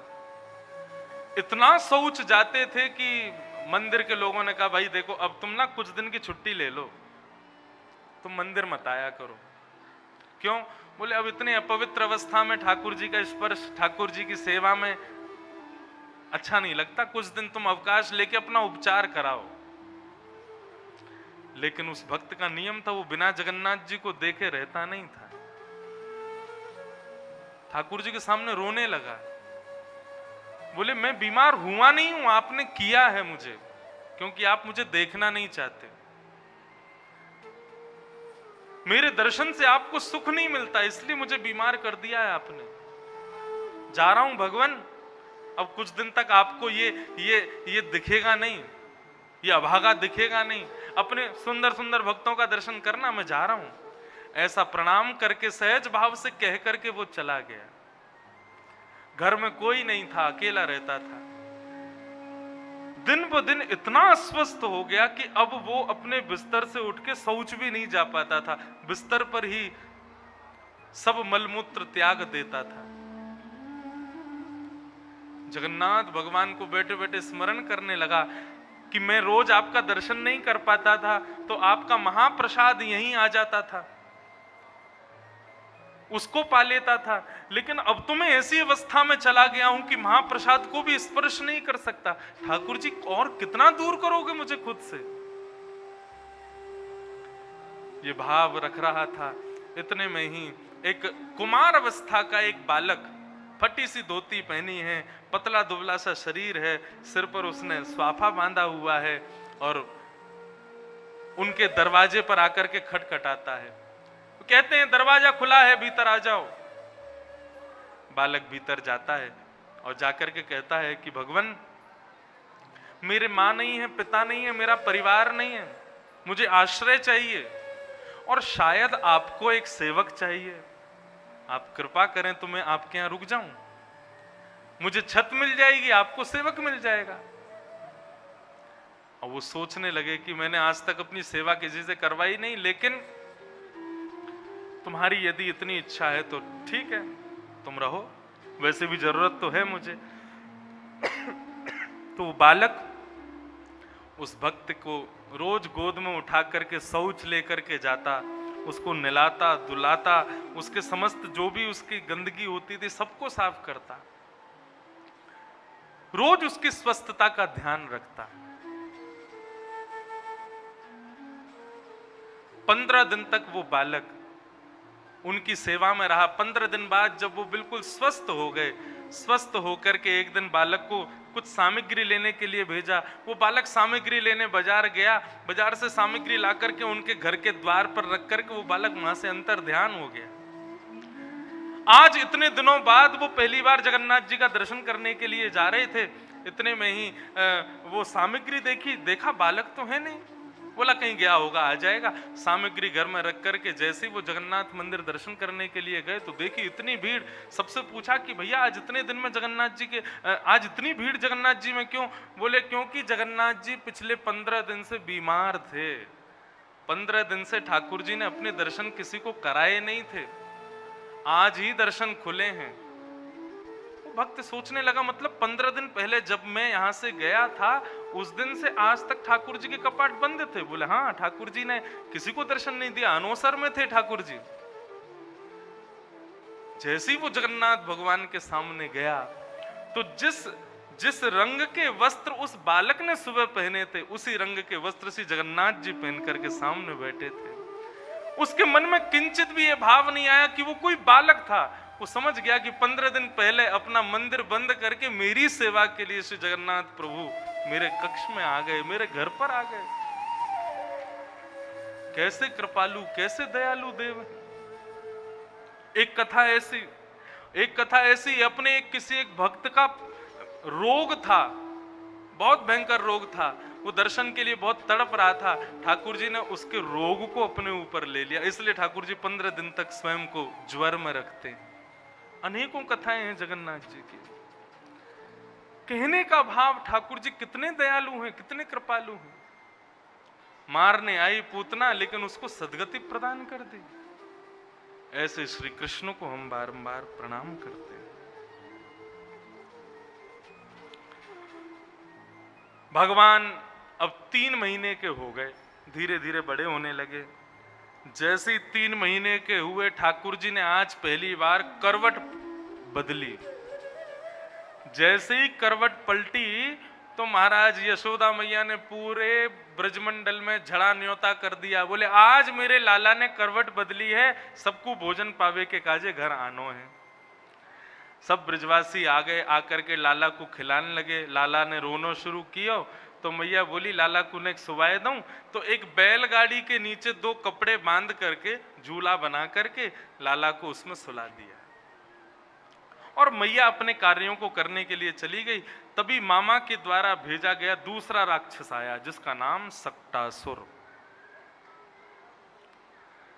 सक्टासुर उस सकट के ऊपर बैठा था, बैलगाड़ी के ऊपर बैठा था, बैठ करके केवल अवसर ढूंढ रहा था ठाकुर जी को मारने का। अपना वजन बढ़ा रहा था ताकि ये बैलगाड़ी दब जाए और नीचे लेटे भय जो हमारे कंस के शत्रु हैं उनका वध हो जाए। लेकिन इतने में ही ठाकुर जी के नेत्र खुले। ठाकुर जी ने अपना एक पैर लंबा किया और लंबा करके जैसे ही बैलगाड़ी में एक झटका मारा तो बैलगाड़ी आकाश में उड़ गई और सक्टासुर का वध हो गया। सारे गौरस भंडार टूट गए, उस पर बहुत बड़े बड़े मटके रखे थे, मक्खन घी दूध दही आदि उन सब के सब फूट गए। ब्रजवासियों ने जोर की आवाज सुनी, सब दौड़े दौड़े आए तो क्या देखा, दूध मक्खन घी दही के बीच में नन्हे से कन्हैया करवट बदल रहे हैं, छोटे से कन्हैया आनंद कर रहे हैं। यशोदा मैया बोली मेरो लाला कैसे गिर गयो, ये बैलगाड़ी कैसे पलट गई, ये सबरे मटका कैसे फूट गए। छोटे छोटे बालक दौड़े दौड़े यशोदा मैया के पास आए, बोले मैया हम बताएं कैसे पलटी। बोले बता। बालकों ने बताया, बोले मैया तुम्हारे लाला ने अपनो एक पांव इतनो लंबो कियो और लंबो करके ऐसे जोरते बैलगाड़ी में मारो, सुई बैलगाड़ी पलट गई। मैया बोले लाला तेरे पिताजी भांग खाते होंगे, मैं नहीं खाऊं। 3 महीना को मेरो लाला अभी करवट बदलनो जाने ना है, तू कह रो यानी इतना लंबा पाम कियो और पाम करके सकट में मार दियो और ये बैलगाड़ी गिर गई, झूठ बोले मोते। सुखदेव जी महाराज परीक्षित को कथा सुनाते हुए कहते हैं, अप्रेमयम बलम तस्य बालकस्य न ते विदुः। छोटे छोटे बालक सच बोल रहे हैं, लेकिन माँ का प्रेम, माँ का ममत्व ये बात स्वीकार नहीं कर रहा है कि मेरे लाला ने बैलगाड़ी गिर दी। बालक कितना भी बड़ा अवसर अपने जीवन में बन जाए, लेकिन माँ को पता नहीं क्यों स्वीकार नहीं होता कि मेरा बालक कुछ बन गया है। माँ से जाकर के 4 लोग कहें, अरे आपका बेटा तो बड़ा अच्छा, आपका बेटा तो ऐसा, आपका बेटा तो ऐसा, माँ उसकी 4 लोगों में बुराई ही कर देगी। अरे तुम क्या जानो, मैं जानती हूं अंदर से कैसा है, ऐसे करता है, वैसे करता है। ये माँ का स्वभाव होता है। यशोदा मैया का ऐसा मातृ स्वभाव, वो ठाकुर जी की प्रभुता को स्वीकार नहीं कर रहे हैं। आहा, यही तो भक्त का लक्षण है। वो ठाकुर जी को प्रभु मान करके नहीं बचता। हमारे जो गिरधर लाल जी है ना, और श्रीनाथ जी, नाथद द्वार में श्रीनाथ जी की सेवा, हमारे गिरधर लाल जी की सेवा लगभग समान रहती है। हमारे ठाकुर जी की सेवा 2-2 पद्धतियों की सेवा स्वीकार करते हैं, क्योंकि वो पुष्टि संप्रदाय में सिद्ध हैं, इसलिए उनकी पुष्टि मार्ग के अनुसार सेवा होती है। और हम क्योंकि रामानुजी हैं, इसलिए हम अपनी भी परंपरा थोड़ी थोड़ी लगा करके ठाकुर जी की सेवा कर देते हैं। दोनों भावों से ठाकुर जी आनंदित होते हैं। लेकिन पुष्टि में जो भाव है वो ये है कि ठाकुर जी कौन है, बोले 4 वर्ष के बालक हैं, और उस बालक के भाव से ही उनकी सेवा की जाती है। उनको वंशी हमेशा हाथ में नहीं रहेगी, जब आरती होगी तभी वंशी होगी। मोर छड़ जो ठाकुर जी के सामने ऐसे घुमाया जाता है, इसका क्या भाव है? उसके अंदर मोर पंख हैं, ठाकुर जी के सामने उसको हिलाया जाता है, मतलब मानो जैसे भैया लाला ओ 56 भोग, अभी ठाकुर जी भोग लगाएंगे, फिर पहिए जाके बैठ जा भैया। सब लोग ध्यान से सुनो। तो वो मोर छड़, उसका क्या भाव है? लाला छोटे से हैं, आरती क्या है? आरती मतलब ठाकुर जी की नजर उतार रहे हैं। तो यशोदा मैया ठाकुर जी की नजर उतार रही है, लेकिन लाला एक जगह टिक के बैठे तो नजर उतरे। लाला तो कभी यहां भागे, कभी वहां भागे, कभी कोई श्रृंगार फेंक दे, कभी कोई श्रृंगार फेंक दे। बच्चों के बाल बड़े हो जाते हैं, चोटी बना दो तो बच्चे निकाल निकाल के फेंकते हैं, कुछ पहना दो अच्छा सा, सब निकाल के फेंक देते हैं। ऐसी कन्हैया है। तो यशोदा मैया, यहां पर जो सेवक है ना, पुष्टि मार्ग में सेवक को यशोदा माना जाता है। वो जब ठाकुर जी की आरती करती है, उस समय अगल बगल में जो ग्वाल बाल खड़े होंगे वो मोर छड़ ठाकुर जी को दिखाएंगे, मतलब ठाकुर जी का ध्यान भटकाएंगे ताकि ठाकुर जी की आरती हो जाए।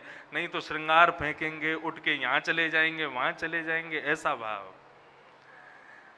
कई बार ऐसा होता है, श्रृंगार करते हैं ठाकुर जी का तो कभी मोर पंख गिर जाएगा, कभी हाथ के कड़ूला गिर जाएंगे, कभी कोई माला गिर जाएगी। उस समय बहुत सरल सी एक चीज करनी है, क्या? कुछ खाने की वस्तु, ठाकुर जी की भोग की वस्तु, वो ठाकुर जी के सामने रखो, फिर श्रृंगार करो। श्रृंगार नहीं गिरेगा। क्यों? क्योंकि ठाकुर जी भोग पाने में व्यस्त हो गए। अब मैया कैसा भी सजा दे, ठाकुर जी सज जाएंगे। ऐसे भाव हैं पुष्टि मार्ग के। तो प्रभुता को भूल जाओ, ये तो लाला हैं, ये तो कन्हैया हैं, ये तो नेक्से से हमारे हृदय के स्वामी हैं, इस भाव से उनकी सेवा करो। यशोदा मैया कभी स्वीकार नहीं करती कि मेरो लाला प्रभु है। कितने बड़े बड़े ठाकुर जी ने अपने वैभव दिखाए, लेकिन यशोदा ने कभी स्वीकार नहीं किया। ठाकुर जी अब धीरे धीरे हो गए 1 वर्ष के, और जैसे ही 1 साल के हुए, तृणावर्त आया। तृणावर्त आया, जैसे ही गोकुल में उसने प्रवेश किया, ठाकुर जी मैया की गोद में बैठ के दूध पी रहे थे। भगवान को पता चला तृणावर्त आ रहा है और ये तृणावर्त आकर के हमको उड़ा ले जाएगा, और यदि मैया की गोद में हम बैठे रहे तो मैया भी उड़ जाएगी संग में, और यदि मैया उड़ गई तो तृणावर्त को मार नहीं पाएंगे। तो क्या करें? ठाकुर जी ने दूध पीते पीते अपने आप को इतना भारी कर लिया, इतना वजन बढ़ा लिया कि यशोदा मैया को लगन लगो कि मेरे लाला ने ज्यादा दूध पी लियो, इतना भारी है गयो। तो मैया ने लाला को जाकर के पलना में सुलाए दियो और मैया अपने कार्य के लिए चली गई। भगवान बोले हाँ अब ठीक है। इतने में तृणावर्त आया और ठाकुर जी को आंगन से जैसे ही उड़ा करके आकाश में लेकर के गया, भगवान ने ऊपर जाकर के तृणावर्त की गर्दन को पकड़ करके आकाश से जैसे ही नीचे पटका, तृणावर्त का गोविंदाय नमो नमः। बोलो भक्तवत्सल भगवान की। सब ब्रजवासी दौड़े दौड़े फिर से गए, ठाकुर जी को लेकर के आए, आकर के गौशाला में फिर से झाड़ा आदि करके ठाकुर जी व्यवस्थित किए। सब ब्रजवासी बोले मैया लाला 1 वर्ष को है गए, तुमने अभी तक या को नामकरण नहीं कियो। सारे ब्रजवासी कोई कालिया कहवे, कोई कनुआ कहवे, कोई कछु कहवे, लाला को एक नामकरण तो कराओ। यशोदा मैया ने ये बात नंद बाबा से कही। बोले लाला 1 वर्ष को है गए, नामकरण ना भयो, लाला के नामकरण की व्यवस्था करो। तो बंधुओं, नंद बाबा के कुल पुरोहित हैं सांडिल्य मुनि। सांडिल्य गोत्रीय ब्राह्मण जो होते हैं वे सांडिल्य मुनि के ही वंश में हैं। ये नंद बाबा के कुल पुरोहित हैं। सांडिल्य मुनि नामकरण करने जानबूझ के नहीं आ रहे। क्यों? क्योंकि वो जानते हैं कि ये नंद यशोदा के बेटा है ही नहीं, ये तो देवकी और वसुदेव के बेटा हैं। और भाई जिनके बेटा हैं, जिस कुल के बालक हैं, उस कुल का कुल पुरोहित नामकरण करे, मैं क्यों करूं? लेकिन बात बतानी नहीं है। नंद बाबा को बहुत बुरा लगेगा अगर उनको पता चलेगा कि बालक उनका नहीं है, इसलिए वो बहाने बना करके वृंदावन आ नहीं रहे, गोकुल आ नहीं रहे। लेकिन मथुरा में बैठे हुए वसुदेव देवकी को चिंता हुई कि हमारे बालकों का नामकरण नहीं हुआ, तो उन्होंने अपने कुल पुरोहित भेजे। कौन? श्री गर्गाचार्य जी महाराज। गर्गाचार्य जी वृंदावन आए। अब कोई विद्वान को देखें तो इच्छा होती है महाराज की ये हमारे घर पधारें, हमारे यहाँ प्रसादी पावें। गर्गाचार्य जी जैसे ही आए तो नंद बाबा ने प्रार्थना की, बोल महाराज आप हमारे यहाँ घर भोजन पर आओ। गर्गाचार्य जी जैसे ही घर पधारे, नन्हे से कृष्ण बलराम को देखा, गुटमुन खेल रहे थे। गर्गाचार्य जी बोले अरे ये कौन के बालक हैं? बोले हमारे ही हैं। कहा नाम है? बोले नामकरण नहीं हुआ अभी। नंद बाबा बोले, गर्गाचार्य जी बोले तो फिर हम कर देंगे नामकरण, सांडिल्य मुनि व्यस्त हैं तो हम कर देंगे। नंद बाबा बोले बड़ी कृपा हो जाएगी, आप ही नामकरण कर दो। बोले आज नहीं कल करेंगे, कल का दिन अच्छा है। आज हम रात्रि आपके घर रुकेंगे, कल सुबह सुबह गौशाला में गैया के समीप बैठ करके आपके लाला का नामकरण कर देंगे। ठीक है। रात में लेकिन ठाकुर जी ने ऐसी लीला करी कि गर्गाचार्य जी महाराज अचंभित हो गए। कैसी लीला करी? गर्गाचार्य जी ने यशोदा मैया से कही, मैया हम स्वयं भोजन बना के पाते हैं, किसी के हाथ का नहीं पाते, आप हमको सामग्री दे दो, हम अपना भोजन बना लेंगे। हमारे शालिग्राम भगवान हैं, सेवा में इनका भोग लगा देंगे, पालेंगे। मैया बोली हाँ भगवान अभी करती हूँ। गोबर का चौका लगाया और खीर बनाने की जितनी सामग्री है सब गर्गाचार्य जी को दी। गर्गाचार्य जी महाराज खीर बनाने बैठे। चावल डाले, दूध डाले, केसर डाली, इलायची डाली, सब बढ़िया युक्त जो भी सुगंधित हो सकता था बढ़िया से बढ़िया खीर बना करके, गाढ़ी गाढ़ी खीर बना करके अपने ठाकुर जी के सन्मुख पधरा दी। और पधरा करके त्वदीयम वस्तु गोविंद तुभ्यमेव समर्पयेत ग्रहण सुमुखो भुक्त्वा प्रसीद परमेश्वर। पाओ भगवान। नेत्र बंद करके अपने गुरु मंत्र की माला करने लगे। ठाकुर जी का भोग लगाते समय प्रयास करो कि ठाकुर जी को थोड़ा अकेला छोड़ दो। क्यों? ऐसा भाव माना जाता है कि जब ठाकुर जी का भोग लगाते हैं और हम लोग पर्दा करके बाहर आ जाते हैं या कक्ष से बाहर आ जाते हैं तो ठाकुर जी अपने सब ग्वाल वालों को वहीं बुला लेते हैं, आ जाओ भैया लग गया है भोजन, सब पाओ प्रेम से। और फिर ठाकुर जी के सारे ग्वाल बाल प्रकट हो जाते हैं, एक दूसरे को भोजन प्रेम से पवाते हैं। यदि हम वहां बैठे रहेंगे तो ठाकुर जी को संकोच होता है अपने ग्वाल बालों को बुलाने में, इसलिए भोग लगाते समय पर्दा किया जाता है, ठाकुर जी का कक्ष बंद किया जाता है। ठाकुर जी अब आप सहज हो जाओ और भोग लगाओ। हमारे वृंदावन के श्री राधा रमन लाल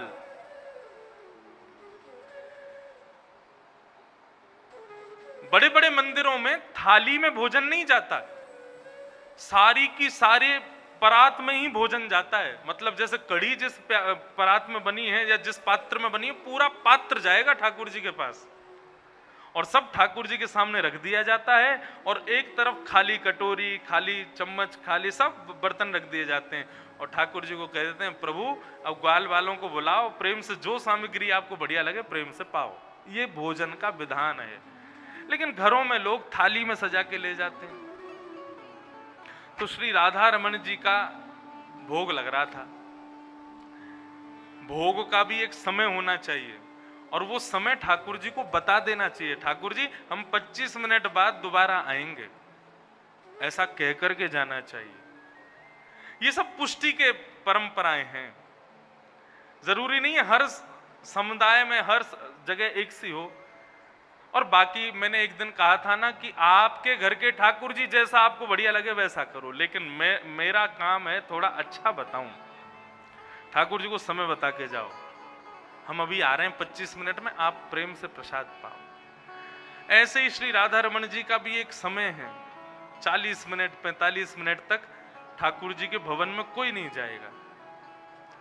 अब गुसाई जी बाहर आकर के किसी से चर्चा कर रहे थे और चर्चा करते हुए उन्होंने समय देखा नहीं, समय पूरा हुआ नहीं, उससे पहले जैसे ही राधा रमन जी के गर्भगृह में प्रवेश किया तो गर्भगृह में प्रवेश करते ही क्या देखा कि दूर रखा हुआ चावल का पात्र, उसमें चावल रखे हैं, लेकिन श्री राधा रमन जी के ओष्ठ के नीचे एक चावल चिपका हुआ है। मतलब ठाकुर जी प्रसाद पा रहे थे, तुमने असहज करते हुए भीतर प्रवेश कर लिया तो ठाकुर जी असहज हो गए, जल्दीबाजी में वो चावल लगा हुआ दिख गया भक्त को।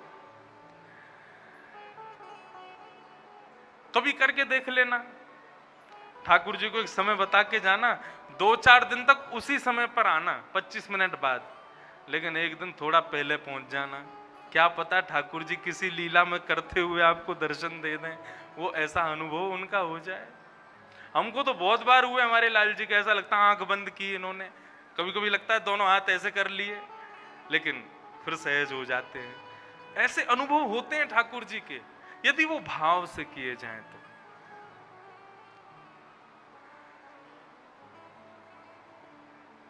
ठाकुर जी प्रेम से भोग पाते हैं यदि भाव से पवाओ तो गर्गाचार्य जी ने खीर बनाई, खीर बना करके अपने ठाकुर जी के सन्मुख रख दी और सन्मुख रख करके अपने गुरु मंत्र का जाप नेत्र बंद करके, ठाकुर जी आप सहज होके प्रेम से पाओ, मैं 108 माला करूंगा, उसके बाद भोग उठाऊंगा। ऐसा भाव करके गर्गाचार्य जी माला जपने लगे। अब इतने में ही खीर की मधुर सुगंधी भीतर खेल रहे कन्हैया को आने लगी। कन्हैया दाऊ दादा से बोले, अरे दाऊ दादा कहाँ भयो लाला? बोले एक नयो भक्त आयो है तो माने खीर बनाई है। अच्छा, मेरो बड़ो मन है रहो कि मैं जाकर के वह खीर को भोग लगाए लूं। नंद बाबा बोले, अरे तो फिर देरी क्या बात की, जल्दी जा जाके भोग लगा।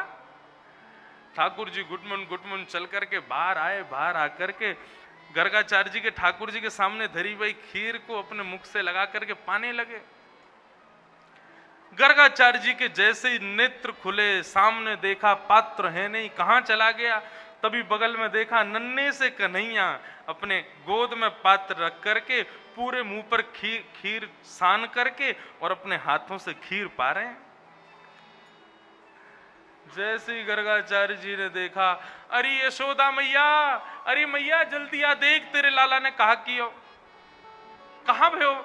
बोले मेरे ठाकुर जी की भोग झूठो कर दियो या नहीं। बिना भोग लगे पहले ही खा लियो, सबरो झूठो कर दियो। अरे अब तो गोबर को चौका दोबारा लगाना पड़ेगा, फिर से भोग बनाना पड़ेगा, सब झूठो कूटो है गयो। यशोदा मैया बोली महाराज आप चिंता मत करो, मैं फिर से गोबर को चौका लगवा दूंगी। अब नेक्सस बालक है, वाने देखी होगी खीर में किशमिश पड़ी है, खीर में इतनी बढ़िया बढ़िया सामग्री है, मीठी होगी, हमारे खा गए हो, आप क्षमा करो। ठाकुर जी को उठा करके यशोदा मैया ने भीतर आंगन में पुनः बिठा दिया। ठाकुर जी के मुंह पर खीर लगी थी। बलराम जी बोले लाला कैसी लगी खीर? बोले खीर तो बहुत बढ़िया, लेकिन खीर बनाने वालों बहुत बेकार है। क्यों? भोग के काजे पहले हमको बुलाए ले, फिर मैया ते हमारी शिकायत कर दे। कोई बात ना लाला, तू तो दयालु है, तू तो भक्त वत्सल है, कृपा कर। गर्गाचार्य जी ने फिर से खीर बनाई, अपने ठाकुर जी से बोले प्रभु क्षमा करना, छोटा बालक है, पहचान नहीं पाया, आप फिर से भोग लगाओ। त्वदीयं वस्तु गोविंद तुभ्यमेव समर्पयेत् ग्रहाण सुमुखो भुक्त्वा प्रसीद परमेश्वर।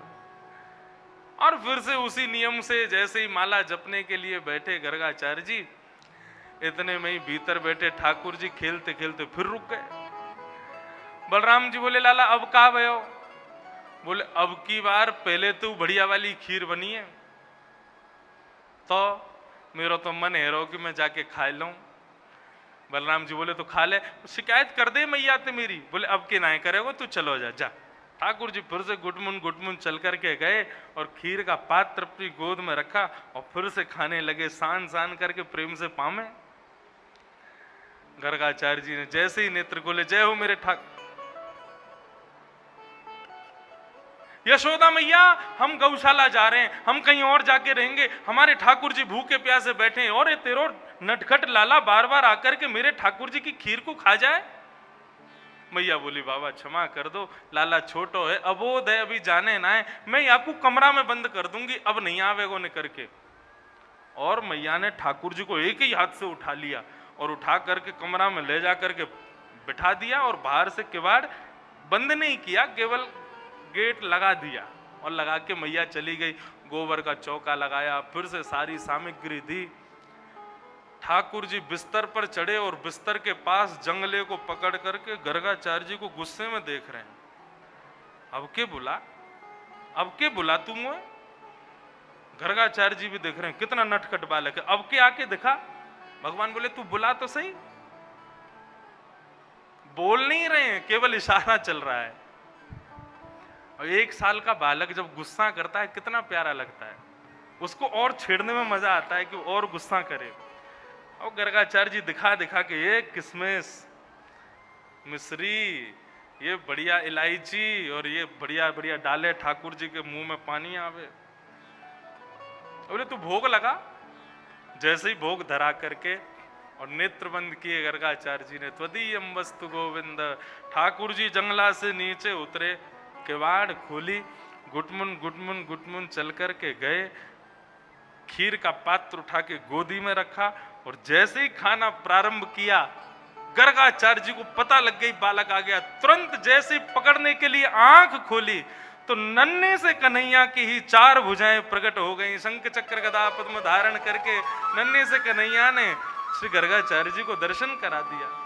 और सुख की बात तो ये, ठाकुर जी अपनी एक भुजा से जिससे खीर खा रहे थे, सने भय मुख पर लगी हुई खीर को ही लेकर के गर्गाचार्य जी को पवा रहे। गर्गाचार्य जी के नेत्र सजल हो गए, चरणों में प्रणाम किया, भगवान मुझे क्षमा कर दो, मैं आपके रूप को पहचान नहीं पाया। भगवान बोले हमने इसलिए अपना रूप दिखाया क्योंकि कल जब तुम हमारा जन्म पत्री पढ़ोगे, हमारा नामकरण करोगे, तब तुमको सब पता चल जाना है कि मैं कौन हूं। और कहीं तुमको उस समय पता चला और तुमने मैया और बाबा के सामने बोल दी कि ये तो साक्षात परमात्मा है, तो सारी लीला पर पानी फिर जाएगा। इसलिए अभी हमारा दर्शन कर लो, कल मुंह बंद रखना अपना, बोलना नहीं मैया से कि मैं कौन। कौन पावे आको पार, प्रेम नदिया की सदा उल्टी बहे धार। कौन पावे आको पार, प्रेम नदिया की सदा उल्टी बंधुओं, बहे धार। विधाता को क्या जरूरत है अपनी प्रभुता छुपाने की? भगवान को क्या जरूरत है कि यशोदा मैया को नहीं पता चले, नंद बाबा को नहीं पता चले, ब्रजवासियों को पता नहीं चलना चाहिए कि मैं भगवान हूं? क्यों? क्योंकि यदि इनको पता चल गया कि ये भगवान है तो मुझे छूने से पहले हाथ धोएंगे। यशोदा मैया मारवे से पहले 10 बार सोचेगी भगवान है। नंद बाबा गोदी में नहीं उठाएंगे, सोने की पालकी में लेके जाया करेंगे, बोले भगवान है। मुझे ये प्रभुता नहीं चाहिए, मुझे प्रेम चाहिए। और प्रेम कब मिलेगा? जब मैं अपनी प्रभुता को त्यागूंगा। और वो प्रेम, वो प्रभुता जाएगी कब? जब प्रेम प्रकट होगा। ये प्रेम की वजह से ही सारी लीलाएं हो रही हैं। ये प्रेम के लिए ही ठाकुर जी सब कुछ कर रहे हैं। प्रेम को प्रमुख वही वृंदावन धाम। हमारे वृंदावन का एक और नाम है प्रेम नगर। वो प्रेम का प्रमुख है। हमारे यहाँ ये नहीं कहते बिहारी जी को दर्शन करवे जानो है, राधारमन लाल जी को दर्शन करने जानो है, श्री जी बाबा को दर्शन करने नहीं। हमारे यहाँ कहते हैं लाला को दर्शन करने जानो है। बरसाने में कहेंगे लाडली को दर्शन करने जानो है। ये प्रेम है। वहां प्रभु को प्रभु नहीं, वहां प्रभु को अपना लाल समझते हैं, अपना मित्र समझते हैं। वो वृंदावन। ठाकुर जी बोले गर्गाचार्य जी किसी को बताना मत हम कौन है। गर्गाचार्य जी बोले जो आज्ञा। और दूसरे दिन प्रातःकाल जैसे ही यशोदा मैया और रोहिणी मैया दोनों बालकों को लेकर के गौशाला में पहुंची, यशोदा मैया ने अपनी गोद में बलराम जी बिठाए और रोहिणी ने अपनी गोद में कन्हैया बिठाए। दोनों ने अदला बदली कर ली बच्चों की, गर्गाचार्य जी की परीक्षा के लिए। देखें तो सही ये बता पाते हैं कि नहीं। सबसे पहले यशोदा की गोद में बैठे हुए जैसे बलराम जी को देखा, उनकी आंखें देख करके, उनके मस्तिष्क की रेखा पढ़ करके गर्गाचार्य जी समझ गए ये यशोदा के बेटा नहीं है। और कह दिया अयम ही रोहिणी पुत्रो रमयन् श्रुहिदो गुणैः आख्यास्यते रामेति बलाधिक्यात् बलं विदुः। हे यशोदा मैया, आपकी गोद में जो ये बालक बैठा है ना, ये आपका नहीं है, ये रोहिणी का बेटा है। यशोदा मैया बोली हम तो आपकी परीक्षा ले रहे थे, आप तो सच में जानते हैं ज्योतिष। बोले मैया ये रोहिणी जी का बेटा है, इसका नाम मैं राम रखता हूं। क्यों? क्योंकि ये राम जी के समान अपने कुल की, अपनी मर्यादा की सदा रक्षा करेगा। परंतु बल की अधिकता होने के कारण लोग इसको बलराम कहकर के पुकारेंगे। अब तो जैसे ही बलराम जी का नामकरण हुआ, बलराम जी नाचने लगे, मेरो नाम रख दियो, मेरो नाम रख दियो। कन्हैया से बड़े हैं। रोहिणी जी की गोद में बैठे हुए कन्हैया को जब देखा, ठाकुर जी को देख करके गर्गाचार्य जी की बहुत देर तक समाधि लगी रही। और कैसी समाधि? बोले त्रातक समाधि। त्रातक समाधि कैसी होती है?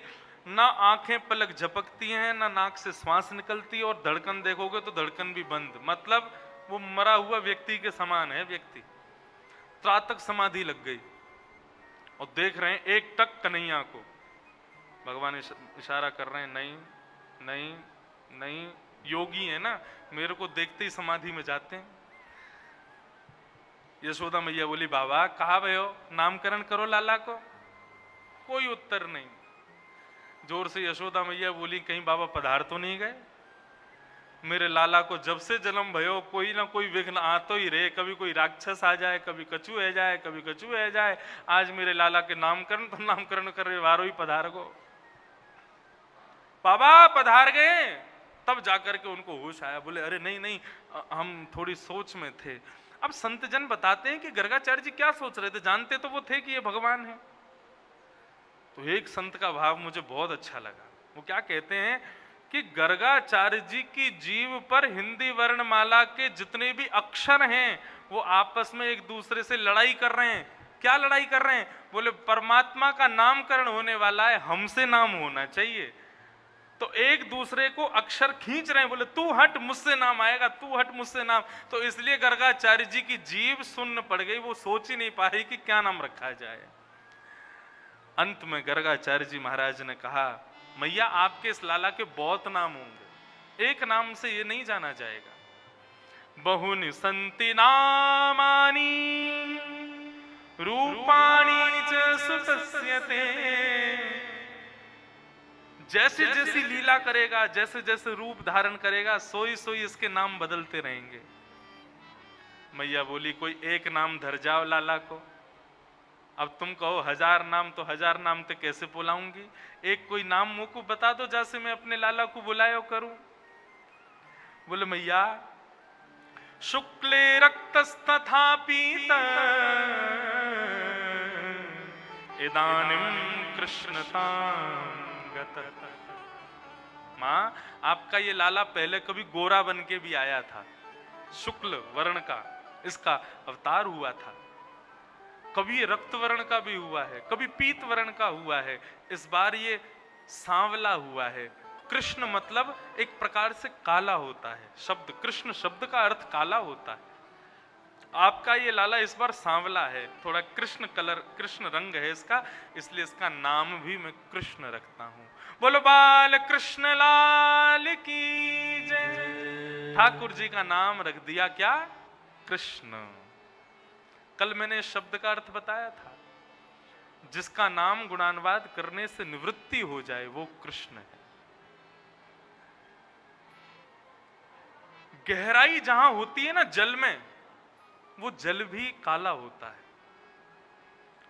आकाश जब अपनी वस्तुओं को सबके सामने प्रस्तुत करता है, अपने खजाने को सबके सामने खोलता है, तो वो भी काला हो जाता है।